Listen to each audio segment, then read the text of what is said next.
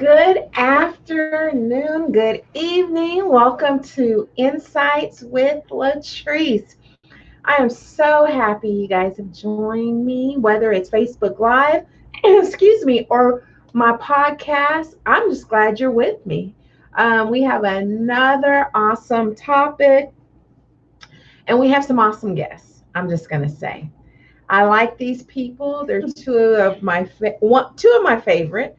I have a couple more, but my daughters are here. My 16-year-old Leah and my 14-year-old Naomi. And so we're really going to get into some good conversation. But I got to take care of business before we do anything. One thing I want to say about Leah, she actually is the brains, her and Olivier, my husband, behind producing Insights with Latrese.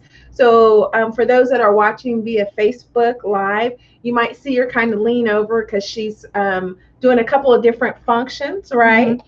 But she definitely is all in this. And I'm glad that they're here. I'm glad that we're going to have real conversation, right? Real good.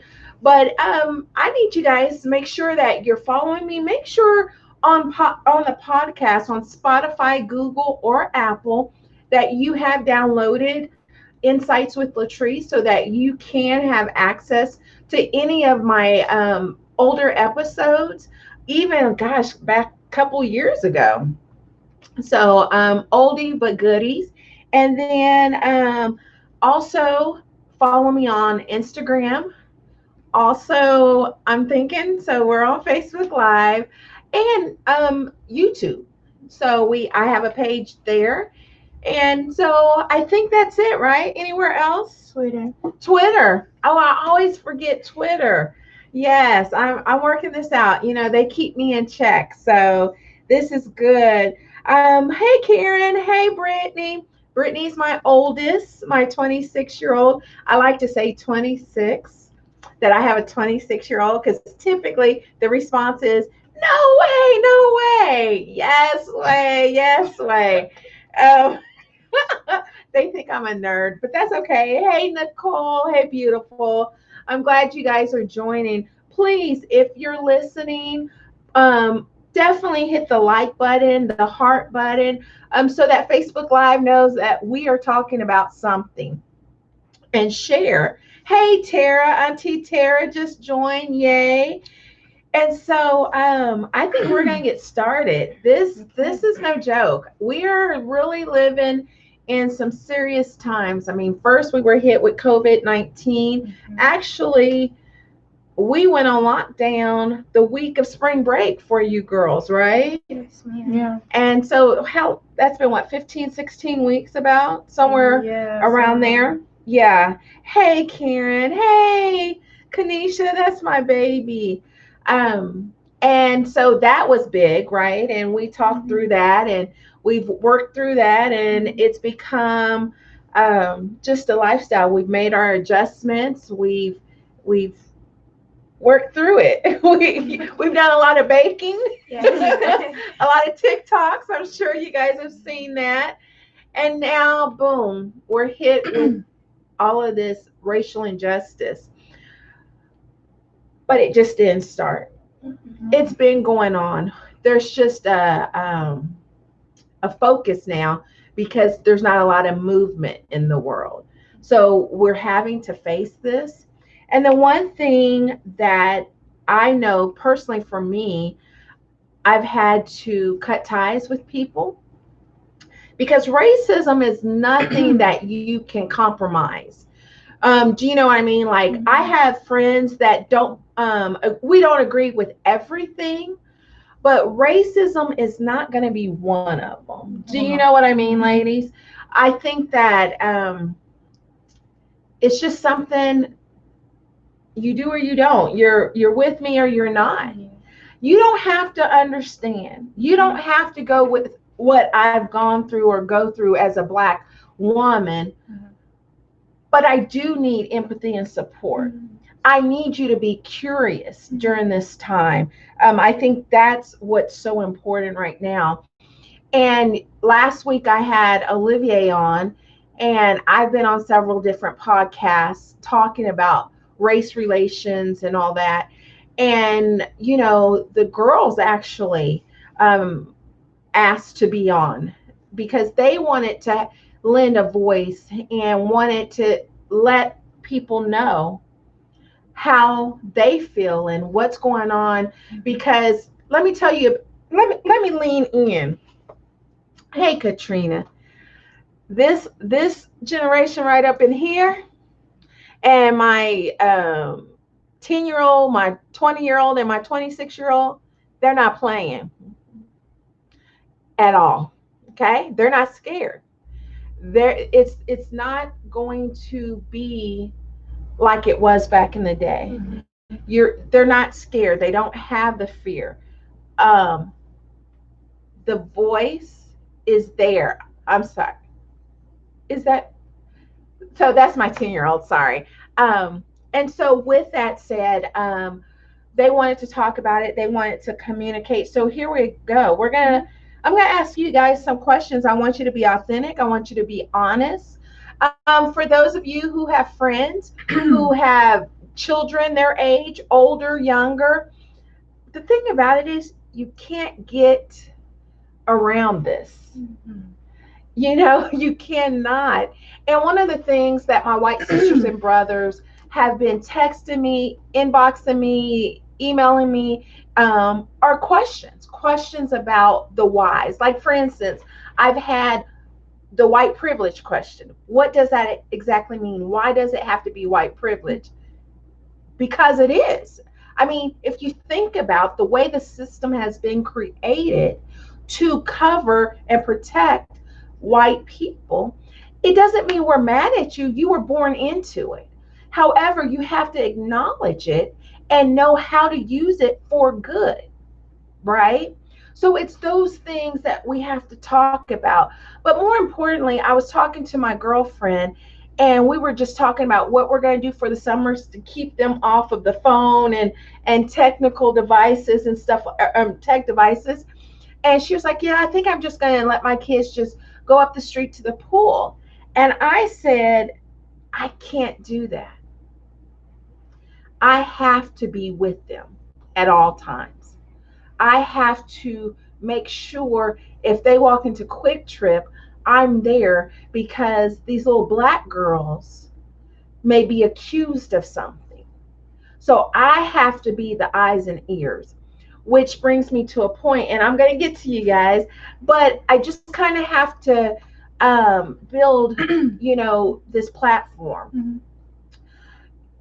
We'll see things, and Olivia and I have sat down and talked with you, your dad and I, about what it's going to look like moving forward.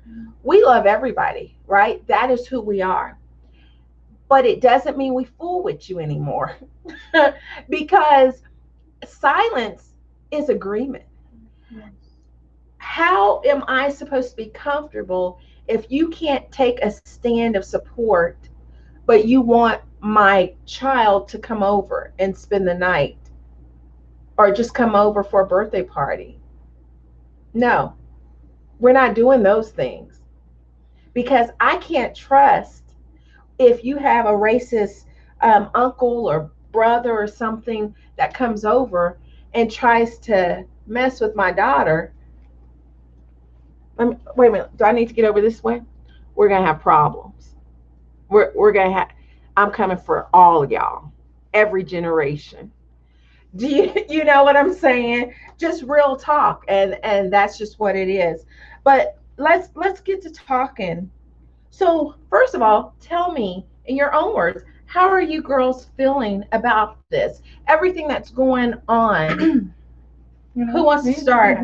Well, this is something that definitely has affected me as a person, because it's something I'm very passionate about. I don't deal with any kind of discrimination, and that's why, as my career, I want to be a civil rights attorney. Okay. And fight for all discrimination. But for me, this touched me more because I am black. I live this every day. I'm only 16, and I've experienced racism a lot in my life, just everyday school. So it's definitely changed me, and I feel like since I'm older, I'm learning more and then I know this is what I want to do. So I'm researching more, I'm getting more involved, I'm speaking out. And so I feel like I've grown up in these past few weeks. I've Okay. matured, and especially in this area. Okay. I would say personally for me, it's opened my eyes because yes, I'm black, yes, there's always been little things that we've had to work extra hard for because of our skin color, but I feel like now that it's all over social media, it's a big deal now. Yeah. You can't get away from it. You can't hide, like you can't not be exposed to this. Okay. So tell me, how are you conversating with your white friends? I Not. mean, Okay. Well, okay. So Okay. I'm not gonna say I'm not. If they approach me about it, then yes, let's have a conversation about it. Uh-huh. If you have some questions, I'm happy to answer. Now, if you're trying to go against me and tell me all this stuff that goes against Black Lives Matter, then I'm not going to fool with you. I'm just politely let you know where I stand, and then we're done because I don't play about racism. But like, if they haven't said anything to me about it, if they're just doing what they do, then I'm just okay. Okay. I'm watching. So tell more me than this, talking. if they're not supporting you, is that an end to the relationship, to the friendship, or if they are quiet? Yes. So do you at least take an opportunity, and I'm just asking, we're just talking real. Do you take an opportunity to say, hey, where are you? Well, Okay. Okay. well, here's the deal. Just real talk. Here's the deal. Our generation's always on social media. There's no way you don't see what's going on. Okay. So if you are silent, if you are quiet, you're not saying anything, then that's when I have a problem because you're choosing to ignore it. Okay. And then on top of Wonder that, if they don't know what to say. Well, silence is agreement. You've always told us that. So you can at least repost something. We all know how to do that. So. Okay. yeah, and if they're disagreeing, then or if they just don't understand, because some people might not understand, and I don't expect them to. But after I inform you, and then you still choose to just be silent, then that's when it ends. Mm-hmm. What can you tell white parents who are like, I don't know what to say to my white kids about what's going on? What would you say? How do you tell them what to tell their kids? I would tell them just be honest. Like you can't. Okay. Well, especially if they're teenagers, they already know somewhat, so you can't really sugarcoat anything. Like this is reality. You have privilege, and you need to know that you do, and fight for those who don't. So they just have to be honest, let them know because racism is taught at the end of the day. So people aren't just born racist. So in order for them not to be, you have to educate them, let them know on where you guys stand as a family and how to go about this. So I know that I've had many conversations, and this comes from Midwest friends, East Coast friends, West Coast friends, where I have been providing information that they didn't know, that you don't get in the history books. Something as simple as the Oklahoma Black Wall Street. Okay. So many of my white sisters and brothers had no clue. So, what do you tell a white parent? How do you tell them to go get educated?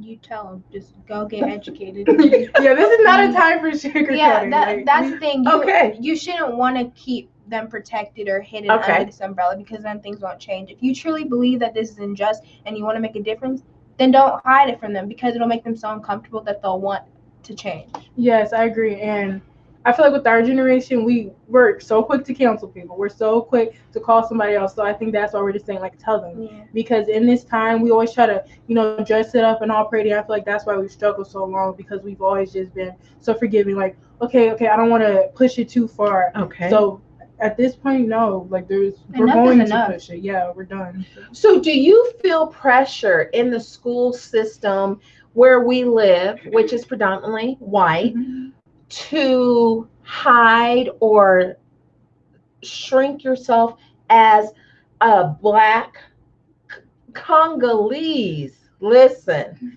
make sure you add Congolese to it, right? They don't play with that. They are Congolese. do you shrink yourself? Because like I see now, sometimes you guys hair is straight. Sometimes we have these Afro puffs, right? Which I Googled the other day, and it was under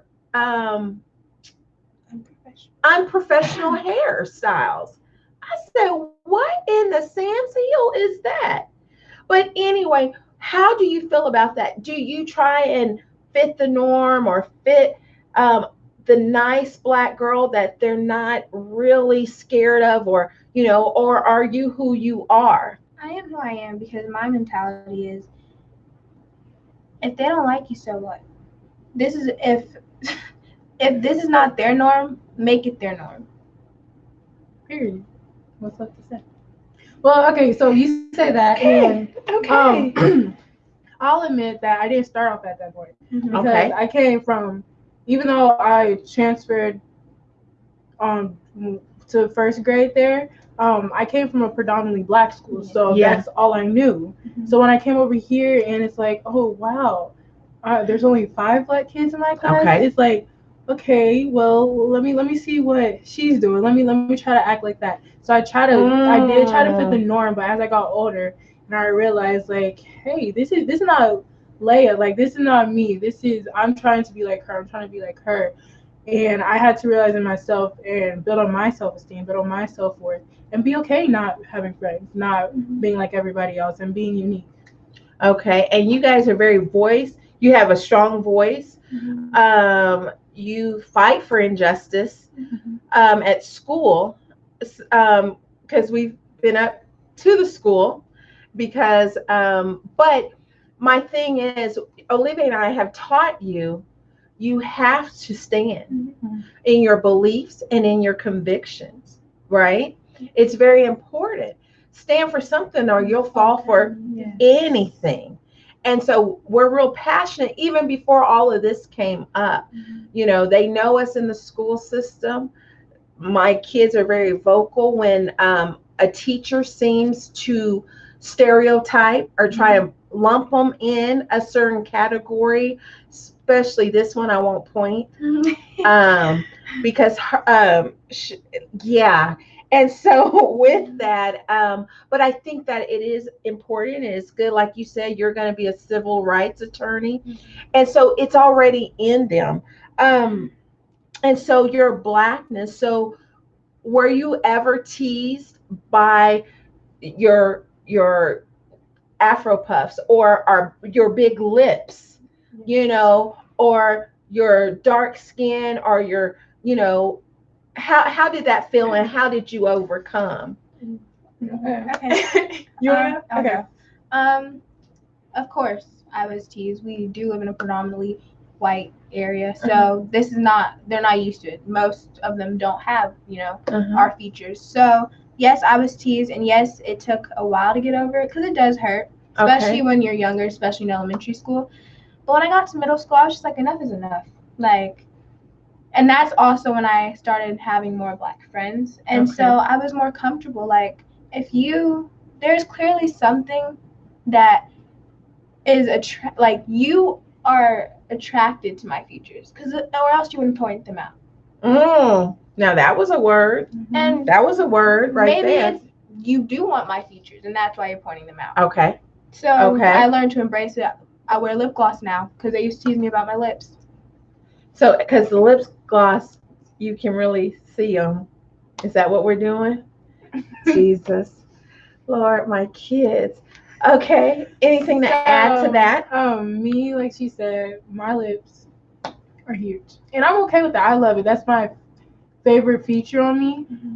But people always be like talking the same comments. I'm just like, at first I didn't understand, like, why? Like, why are you so obsessed with this about me? Why are you so interested with my hair? Can I touch it? Why is it like that? Is it tangled? How long does it take to do it? Like, all these things. And so, but then when I saw that people were paying to get lip injections, they were wearing wigs, have their hair big, doing different things, it was like, wow, like, you're mad because you want this, like she said. So I'm just like, and I think even with that, just because I look different than you doesn't mean it's bad. It's Yes. just different because I'm not calling you out. Mm-mm. And I'm going to tell you, at 47 years old, I've had white counterparts be like, "Oh, can I touch?" Mm-mm. No. And No. I went to one who tried to, and I said, "Oh, let me touch yours." And she stopped because I can go toe to toe, right? And I said, "Let me touch yours." And when I did that, her hand stopped midair, and she became offended. Why? You're not the norm. You're not the norm. We're all different. And it's a good thing, right? And I believe that your dad and I have taught you to love everyone, Mm-hmm. to embrace everyone with the love of God. And what you don't understand, ask questions. And I think that we're very open. And hey, by the way, if you're watching, not so much if you're listening by via podcast, but if you are watching, if you have questions for my girls or even myself, please ask them because they will answer them. They're not scared. But I just think that we need to educate Yes. Biggest thing. constantly. We need to change those history books in the school Yes. because they're lies. They only want you to know what they want you to know. I did not know growing up in Tonganoxie. I just thought Black people were slaves. I didn't know we were inventors. I didn't know we were entrepreneurs. I didn't know we were successful, you know.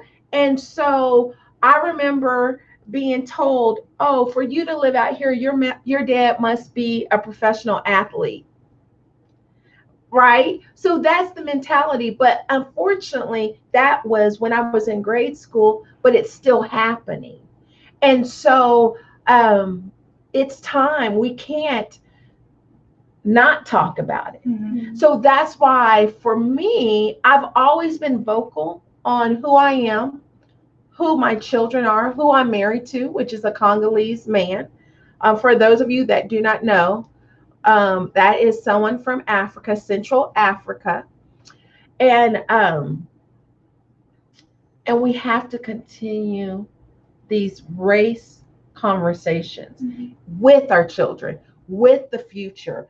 Let me ask you a couple more things. I don't see anyone asking questions. I don't see anyone there. Okay.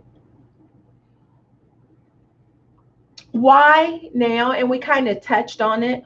Why are kids so passionate, especially Black kids? Well, no, all kids. Why are you guys so passionate now, right now? Because we're the generation of change, like Leah told me earlier. I no shade or disrespect to past generations, but I don't feel like you guys have the boldness that we do. Because if you did, we would be somewhere different. So Wait, what? Wait. I mean, Was that a little it's the truth. shade? Was that a little It's shade? the truth. Because Okay. now Okay. it's our chance. You know, Okay. y'all did what y'all had to do or what y'all Okay. thought was necessary, and now we're gonna do what's necessary, Okay. and we're gonna actually change something. So, but right now, everyone's up in arms and emotional. Mhm. What happens a week from now, a month from now, a year from now, 5 years? Who can speak So on that? this has been the biggest thing because I've always seen trends. So, is this a trend? No. Okay. A couple years ago, you could call it a trend because it didn't last for long. Like, we would protest Black Lives Matter, and then people would just forget about it. Like, no, this is still going. This is still everyday life. Just because police officers were arrested, that doesn't mean anything. In 13th, they said the system doesn't need to be reformed. It needs to be reconstructed. Let me get it back in this. What? Repeat that. The system does not need to be reformed. It needs to be reconstructed. So, in other words, replaced. Yes, we need to remake it, rebuild it. And that's my whole fight. I've been saying the system is doing what it was designed to do. And that's why it needs to be replaced. So the reason things are functioning, because everyone keeps saying the system's broke. No, the system's not broke. It's doing what it's supposed to do. Yeah. Absolutely. So you're saying it's not a trend? No, it's not a trend, and that's I made a post about it because I was so angry because I was like, people are just using this as like, okay, yay, woo, I support it. Like, no, this is gonna keep going until we see actual change, until we see things getting better, and until then, we're just gonna keep going. We're passionate about this. Like Naomi said, we're the generation of change, and we don't back down until we get what we want. So we'll keep doing it. Okay. So with that said, um, what do you want as a black young girl? What do you want from America? You wanna go?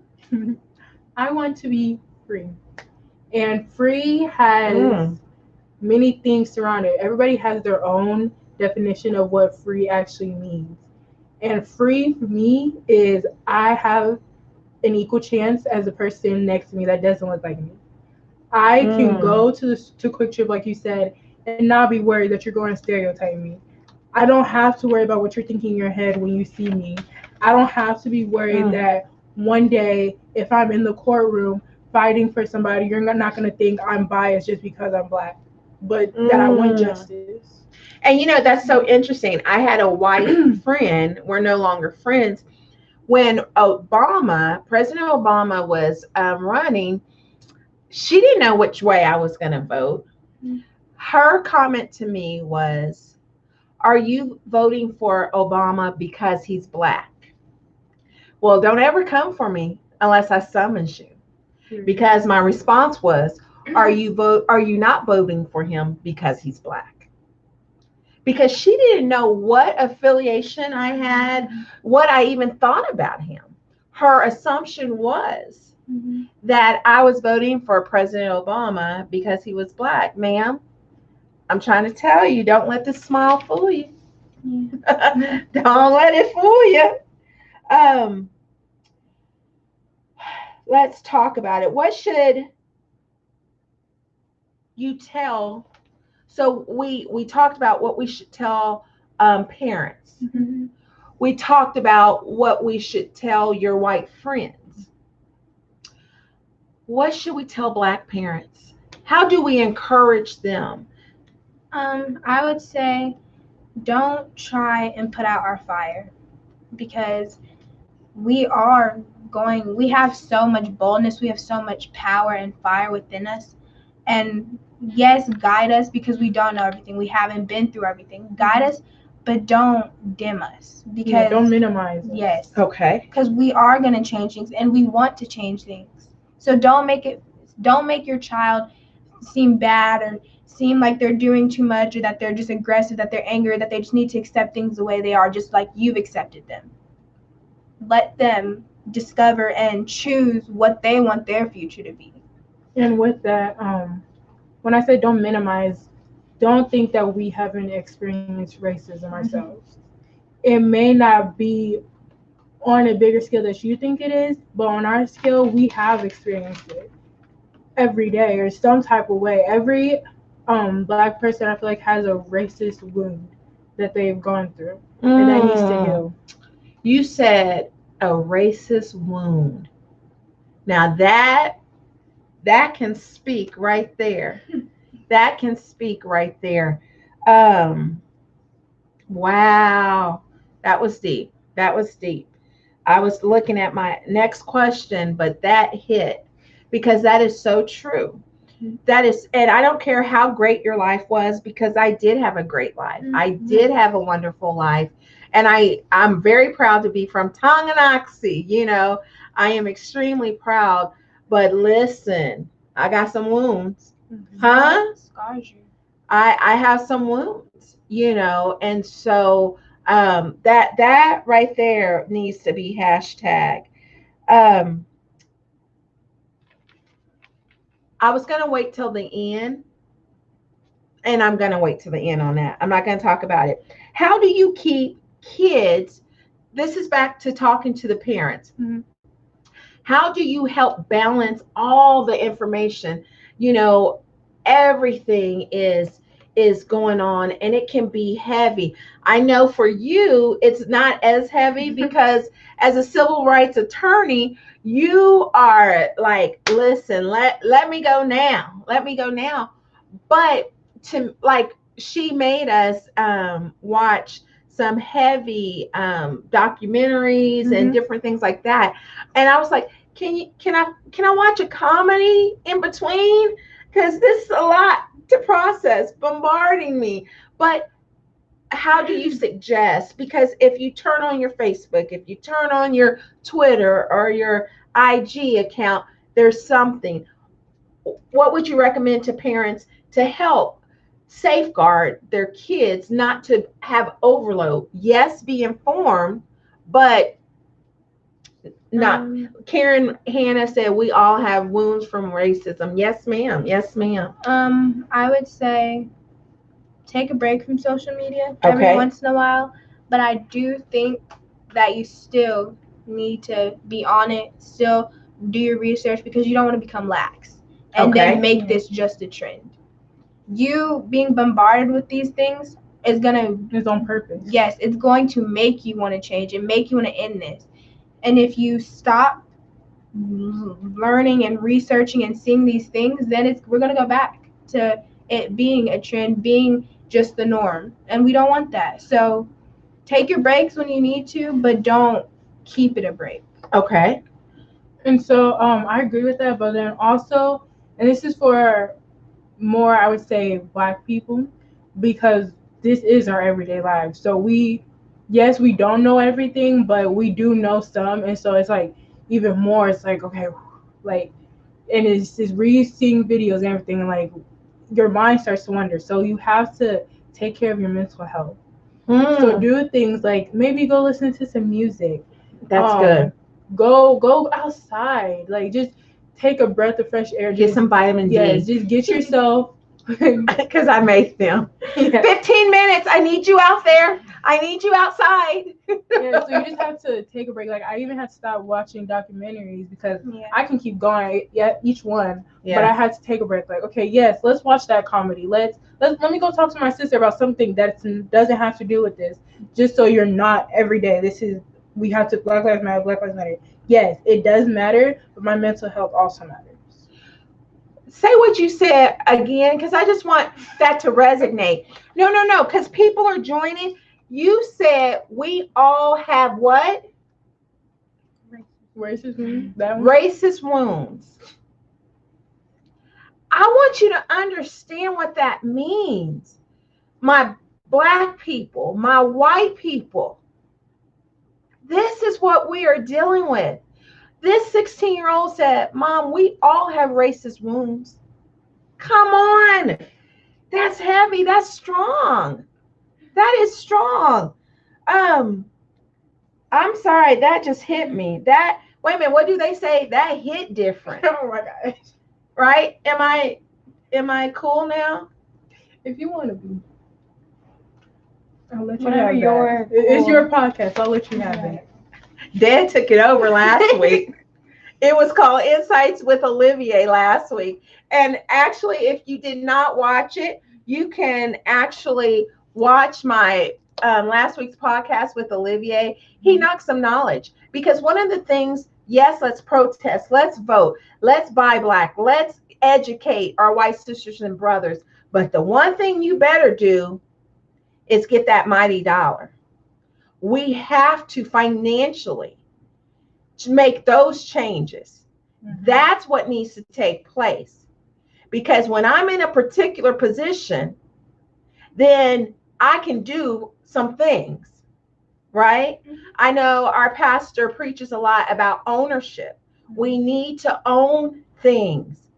If this is the time to start owning, that's also going to bring about change. That's also going to replace the system that was designed not for you and I, but for our white sisters and brothers. And so we definitely want to make that change. And so I'm going to actually have Olivier, your dad, back on again to really elaborate, because I think sometimes we're missing that piece of financial freedom and financial position, because that is going to also, you know, they talk about all the rioting and the looting, but if we look back in our history books, not our history books, but the history we found out that is true, the KKK have been looting for years. And what happened on Black Wall Street? And Black Wall Street got burnt down. Why? Because they were mad at us. Boston Tea Party. The Boston Tea Party. That's where it all So started. I think we have to understand, and that's why it's so important to educate, because I have a group of people that are, inboxing me talking about it's not right to loot and to riot. Let me help you with that. Let's go back to the history and let's see where this generated from first. And when you point the finger there, then we can talk about everything else. But again, we're not on the same playing field, because most of my white friends that DM me had no clue about Black Wall Street and how it was destroyed, because we were making it. We were powerful. And I ask, and I recommend that everyone reads the Willie Lynch letter. Lynch, yeah, him. You study Black Wall Street. I mean, there's so many things that we've educated ourselves over the years, just because my husband's a history buff, my pastor's a history buff. So we've always just been informed. But this is the time to get that type of information, right? Mm-hmm. Are y'all laughing at me? But I also feel like, since you were saying, people are complaining about the looting, the rioting, Leah called it a racist wound, right? When someone is hurt in a hospital and they're recovering and they're, trying to get over and heal their wound, nobody tells them the time limit that they need to take to heal. Okay, come on. So don't tell us the time limit that we need to take to heal our racist wounds. Leah said it earlier that we were grieving. You don't tell people how long they need to grieve. You don't tell people how to grieve. So don't tell us how we need to go about grieving and healing. Yeah, and with that grieving, George Floyd, Breonna Taylor, Ahmaud Arbery, like they're our family. We're all connected. I truly believe Black people are all connected, because when you see those memes, we all grew up like the same way. And yes, we're all different. We all look different. We're all unique, but we're connected. Okay, and so we're grieving. Like George Floyd, that was like our brother. That was our uncle. Okay, so it hurts us, because it's like, okay, who could that be to me? And so right now we're grieving, and the first stage of grieving is anger. So that's what we are right now. We're angry, and people take out their anger different ways. People punch walls. People go on a jog. Like people have their different ways, and so we can't go on a jog. So we're gonna have to do something else. We can't jog right now. Since you won't let us jog, since you won't let us kneel. So we're gonna have to do it our way, and you're just gonna have to accept that, because you won't accept anything else. But you pay attention to don't tell people who are oppressed how to cope. Because we're still fighting this fight 400 plus years later. And that was a question that was given to my husband last week. Someone asked how does he feel about, what's the football player's name? Kaepernick kneeling. And, Olivier said, you can never tell an oppressed person how to deal. Never. And so I hope that you all received something, got some great information. I know that I posted on my thread some books to read. I've inboxed people who've asked me for documentaries and movies to watch to educate themselves as adults, as actual educators, and also their kids. And so if you want that information, please inbox me, text me, email me, Latrese at latresekabuya.com.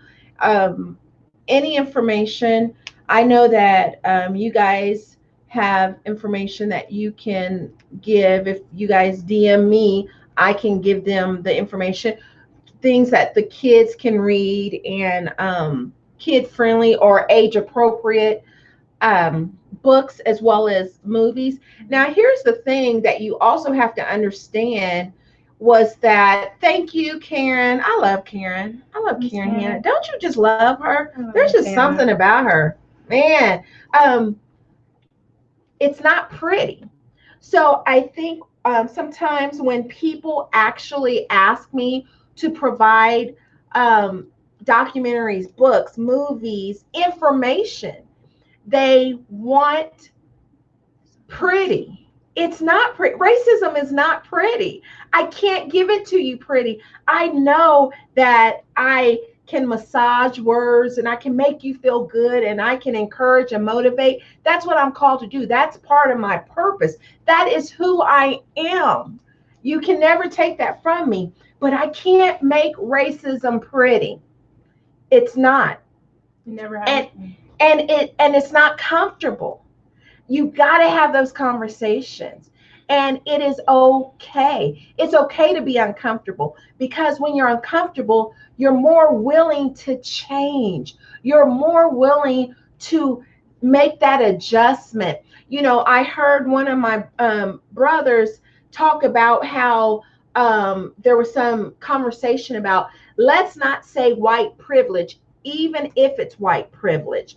This was a white gentleman who's very respectful, nice, but he was like, I just don't feel comfortable saying white privilege. I know I have it, but I just don't feel comfortable. And my black brother said, that's the point. Exactly. You should feel uncomfortable. We're not making this pretty. Racism isn't pretty. It wasn't pretty for us, isn't pretty for us. Us delivering this information and this education can't be pretty. But it's necessary to talk about it, to conversate, to give you the information needed.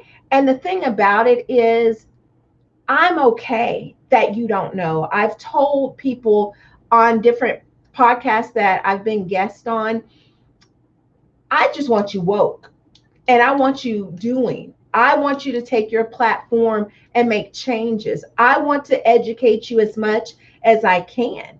And I think it's very important that as God has given me a platform for so many different things, for self-esteem, for mental health, for families, for marriages, race is another topic that I have to bring to the forefront.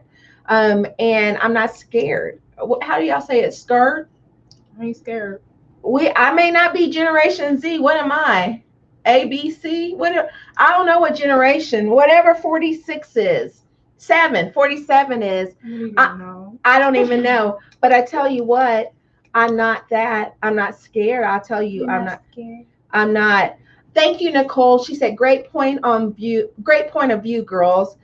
Thank you. Thank you so much. I want to end with insight, which of course, this is what I do at the end of any of my episodes. We give a last insight on the topic that we discuss. I just want to make sure that we've really covered it. We've educated our parents that they do need to talk. They can't hide this. They need to conversate with their children.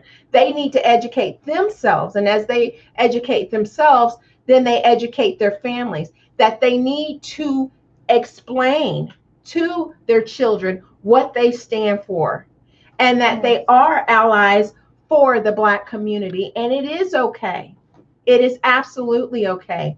And if you don't understand something or you need information, that you get it, that it is okay to ask, hey, I don't understand this, or I don't know this, or what's this? And that's okay. We're okay with informing and educating. You can't be silent. No. Silence is agreement. There's a line drawn in the sand, and you have to. I've lost some friends over the past couple of years. One, because I'm not going to argue or debate over my life as a Black person. I'm never going to do that. I don't have to. I'm living it. And I don't need you to you don't have to go through what I go through, but you do have to support. You do have to stand for what's right. You do have to stand for righteousness, holiness, right? A God of love. He loves everyone, right? Loves everyone. Um, last, you've talked, so we've talked to the white parents to educate and communicate and stand as ally. We've talked to the Black parents to continue to have those dialogues, to educate, especially on wealth and position and ownership. Um, that's very important to get educated, because that's also going to bring about change. When you hit that pocketbook, that's going to bring some changes. I'm not very impressed with all the companies that are making a statement. That's noble and nice. But listen, you know, the pocketbook's about to be affected. That coin is about to change hands. And so I need to see that and more. We've talked about your experiences personally in your young lives as a Black Congolese individual, right? Um, the last people I want to talk to, and this is the insight, and I'm not going to even give an insight. Thank you, Auntie Tara. Love you too. We love you.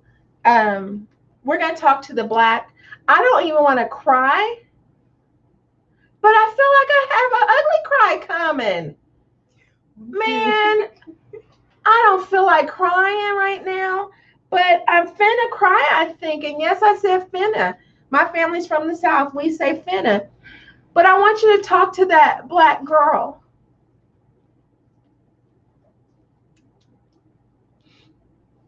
And that Black boy. I want you to encourage them. I want you to speak life into them. One of the things that we have to guard our hearts is holding unforgiveness and becoming so angry that it eats us alive. We can't do that. Um, yeah. And so go ahead. I would say to you, Black girls, Black kings, you're beautiful. You're amazing. Not only do you matter, but you are worthy. You are valued. You are appreciated. Stay strong, because we are going to change things. We're not going to keep living the way that we have been living. There is going to be no norm because everyone has their own. So stay strong. It's not easy, and being Black isn't for the weak. That's all I say. That's all good. Because that's what I posted. I'm like, first, thank you, Aunt Daphne. But yeah, being Black in America is not for the weak, but also like kings and queens. I don't care how old you are, how good you think you got it, how bad you think you got it. We are all in this together at the end of the day. Like I said, we all have racist wounds, but this is not the end. This is not going to stop here. Well, racism is going to stop here, but our lives are not going to stop here. We still have more to go. We're going to change the world. And so keep following your dreams. Don't let anyone tell you to stop because of your color, because of what your features, because of your gender. Because you got this. Females, go ahead. Be the president. Make that history, because you write your own history. And that's all you need to know. Wow. Wow. I am so proud of both of you. I'm proud of you. You're proud of me? I'm proud of you. Let me tell you about these two. Let me tell you about all five of my girls. They're the boss of me. They're grown, all of them. Thank you all for listening, watching. I pray you got something out of it. I pray you understand and hear our hearts. We love everyone. Um, we love everyone. But just like I was asked, um, why Black Lives Matter and not why all lives matter. Until Black lives are valued, then that statement is true, all lives matter. Until Black lives are valued and loved and respected and honored, then all lives don't matter. Once Black lives matter, then all lives matter.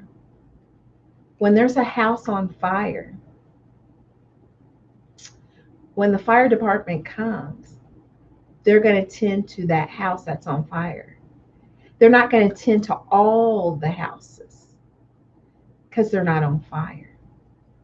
Our Black lives are on fire right now. So that's why, my white sisters and brothers, you can't stay silent. This is not the time. You can make a difference. You, yes, you can make a change. You don't have to understand it all, and it's okay. But you can stand for what's right. You can stand for those people you say you love that don't look like you. Stand for them. Stand for righteousness. Stand for equality. Yeah, one day I pray all lives matter. But right now, for the Kabuyas, Black Lives Matter. We love you. We thank you for listening.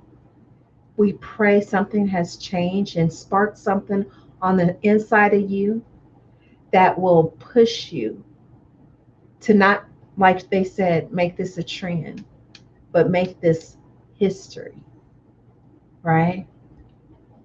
Until next time on Insights with Latrese, where we talk about real life, we talk about real you, right? And we talk real good. Real good. What? Real good. Ain't no other way. Period. Am I cool now?